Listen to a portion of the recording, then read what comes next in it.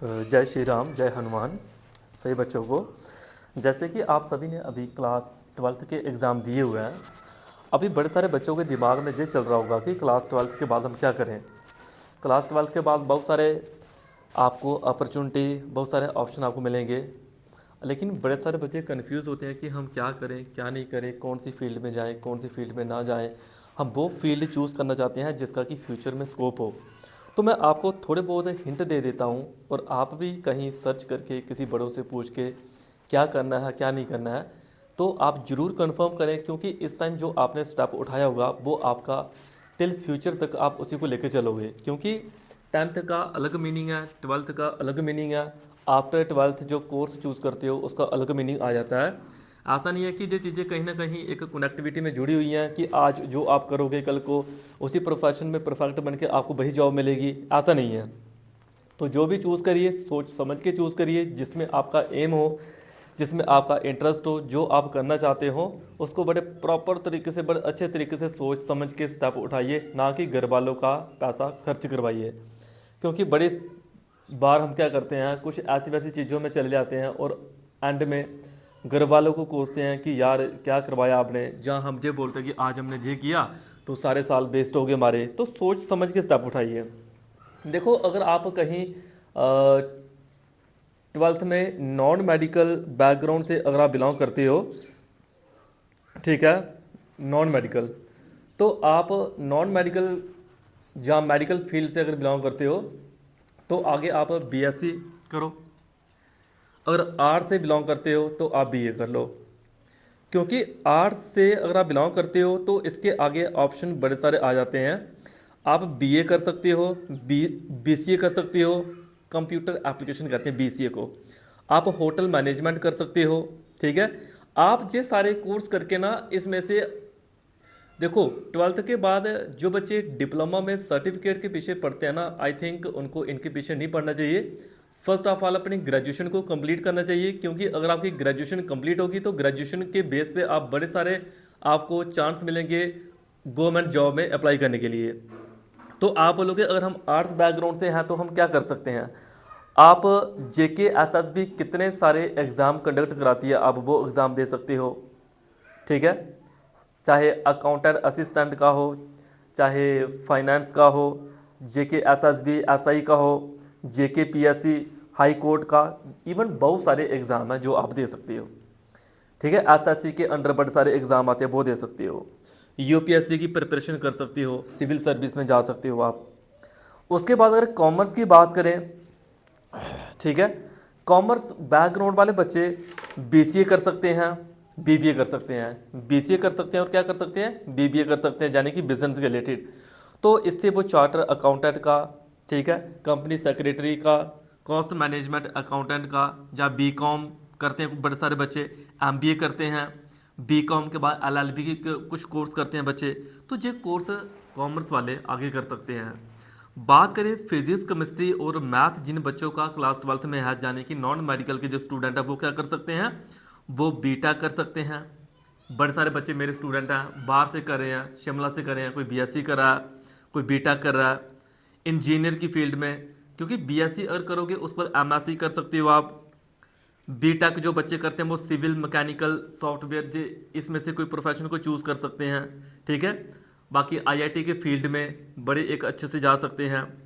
और ये बच्चे एनडीए के लिए भी प्रिपेयर कर सकते हैं अपने आप को। और फिजिक्स केमिस्ट्री बायो की बात करें, जिन बच्चों ने फिजिक्स केमिस्ट्री बायो अगर रखी है वो एमबीबीएस, जो मेडिसिन और सर्जरी की फील्ड में, ठीक है, मन से। ऐसा नहीं कि आज के टाइम सारे बच्चे नीट के पीछे पड़े हुए हैं। आपको लगता कि इतने सारे बच्चे नीट की प्रिपरेशन करें और सभी कामयाब हो रहे हैं, तो आपको वो प्रोफेशन चूज करना होगा अपने टैलेंट को भी देखते हुए, अपने इंटेलिजेंसी को देखते हुए कि क्या मैं ये कर सकता हूँ। बड़े सारे बच्चे मेरे को कॉल कर रहे थे कि क्या सर हम ये सॉल्व ड्रॉप कर दें, क्या सर हम ऐसे कर दें। भाई सोच समझ के स्टेप उठाइए। जैसे कि आप एक क्लास में टेस्ट देते हो और आपको पता है कि मैं इस टेस्ट में पास हो सकता हूँ या हो सकती हूँ, जहाँ इस क्लास में मैं पास नहीं हो सकती, जहाँ जी मेरे से टेस्ट नहीं हो सकता, तो आप अपने प्रोफेशन को चेंज कर दीजिए। जरूरी थोड़ी है कि इस दुनिया में नीट ही सब कुछ है, जहाँ आईआईटी ही सब कुछ है। इसके अलावा और भी बड़े सारे ऑप्शन हैं, आप और ऑप्शन भी चूज कर सकते हो और अपने फ्यूचर को बेस्ट बना सकते हो। एक चीज में थोड़ी पढ़ना है कि सारे बच्चे नीट की प्रिपरेशन करें तो नीट, ओ भाई वो क्लास के चंद स्टूडेंट ही होते हैं जो टॉपर की फील्ड में जहाँ जिनका आईक्यू लेवल वैसा होता है, सारे नहीं कर सकते। तो ये अपने जो टैलेंट है उसको पहचानिए, अपनी इंटेलिजेंसी को देखिए। क्लियर। बाकी जो मेडिकल फील्ड से बच्चे होते हैं वो वीडीएस डेंटिस्ट के लिए, बीएचएमएस, ठीक है, होम्योपैथिक जिसको कहते हैं, बी फार्मेसी करते हैं बड़े सारे बच्चे, नर्सिंग का कोर्स करते हैं जिसमें 3 साल के लिए जीएनएम का कोर्स आता है और एएनएम 2 साल का आता है, ठीक है, यानी मेडिकल फील्ड में अपने आप को परफेक्ट बना सकते हैं। एक चीज़ और भी है कि आने वाले टाइम पे जिन बच्चों ने कंप्यूटर वगैरह रखा होगा ना, जो कंप्यूटर से बिलोंग करते होंगे, तो क्योंकि अभी आर्टिफिशियल इंटेलिजेंसी का टाइम आने वाला है, तो बड़े सारे ऑप्शन आपको वहाँ पे मिल सकते हैं आर्टिफिशियल इंटेलिजेंसी में। और कहीं भी आपको फ्री टाइम मिले, मैं कहता हूँ शॉर्ट हैंड सीख लें। आप बोलोगे शॉर्ट हैंड क्यों सीखनी है? गवर्नमेंट जो एग्ज़ाम है वहाँ पे शॉर्ट हैंड आपको बहुत हेल्प करेगी, ठीक है। जैसे स्टेनो के रिलेटेड बड़े सारे फॉर्म निकलते हैं जिसमें उधर लिखा होता है उन्होंने स्पेशल की क्या स्टेनोग्राफी की हुई है, तो शॉर्ट हैंड सीख लें। जे आपको वो चीज़ें बता रहा हूँ जो बच्चों को पता नहीं होती है कि हमें क्या करना है क्या नहीं करना है। बच्चों को पता नहीं होता है कि क्या करना है क्या नहीं करना है, और वो ऐसे सोचते रहते हैं कि यार हम ऐसे करेंगे तो हमें क्या मिलेगा रिजल्ट, हम वैसे करेंगे तो क्या मिलेगा रिजल्ट। मैं कहता हूँ अपने कोर्स को अच्छे से चूज़ करिए, क्या करना है क्या नहीं करना है। देखो 12th के बाद ना कोई एग्ज़ाम ऐसा होता है गवर्नमेंट, हाँ, एसएससी का, एमटीएस का, ठीक है, सीएचएसएल का, एमटीएस सीएचएसएल का, ये एग्ज़ाम 12th के बाद भी होते हैं। जो बच्चे नॉन मेडिकल फील्ड से हों, ठीक है, वो इस फील्ड में जा सकते हैं, इस फील्ड में अच्छे से गवर्नमेंट जॉब के लिए अप्लाई कर सकते हैं। बाकी जिस बच्चे की ग्रेजुएशन हो गई हो, मैंने कहा कि ग्रेजुएशन करनी सबसे पहले आपने सीजीएल में एसएससी का एग्ज़ाम, सुनो, सीपीओ इंस्पेक्टर के लेवल पे जा सकता है, सीजीएल जैसे कंबाइंड ग्रेजुएट लेवल का एग्ज़ाम होता है, बहुत अच्छा एग्ज़ाम होता है ये। वहाँ पे बैंकिंग में जिसका जाने का मन हो, जिसका मैथ बड़ा अच्छा हो, मैथ में बहुत अच्छी ट्रिक्स आती हों, एप्टीट्यूड उसका काफ़ी स्ट्रांग हो, रीजनिंग काफ़ी स्ट्रांग हो उसकी, तो बैंकिंग के लिए अप्लाई करे, ठीक है। बैंकिंग में कौन कौन से, आईबीपीएस का, आरआरबी का, एसबीआई का, उसके बाद जेएनके बैंक का, ये इतने सारे हमारे जम्मू कश्मीर के जो स्टूडेंट हैं उनके लिए ये ऐसी अपॉर्चुनिटी है।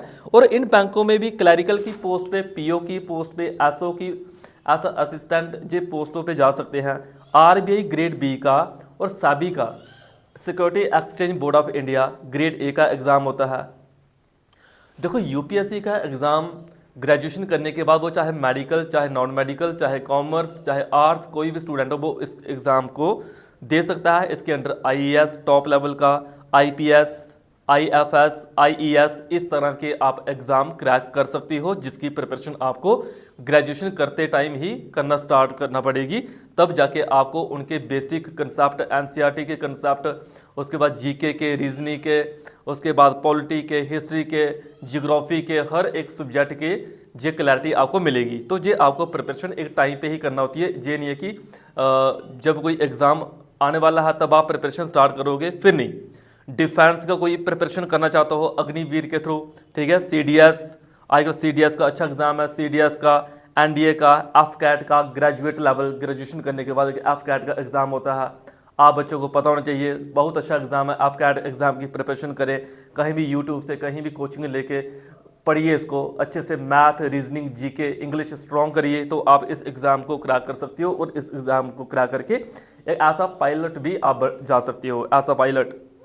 बाकी पब्लिक सेक्टर अंडरटेकिंग के अंडर भी कुछ एग्ज़ाम होते हैं गवर्नमेंट जॉब के लिए, ओएनजीसी का, बीएचईएल का, एनटीपीसी का एग्ज़ाम होता है, ठीक है, जो थर्मल पावर इसके रिलेटेड है। टीचिंग के लिए किसी को अगर अपना प्रोफेशन चूज़ करना हो तो उसके लिए सीटेट का और यूजीसी नेट का एग्ज़ाम क्वालिफाई करना पड़ेगा आपको, सीटेट का और यूजीसी नेट ये सेट के पेपर ये क्वालिफाई करना पड़ेगा, तब आप इनमें जा सकते हो।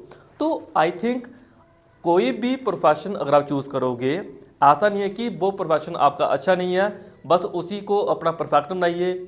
बड़े सारे बच्चे कुछ सोचेंगे कि अभी ये करेंगे, मैं कहता हूँ हर एक चीज़ का अपना अपना अपना स्कोप है, तो उसको चूज़ करिए। क्योंकि जेके एसएसबी के अंडर बड़े सारे फॉर्म निकलते हैं, बड़े सारे गवर्नमेंट जॉब के लिए अप्लाई कर सकते हो।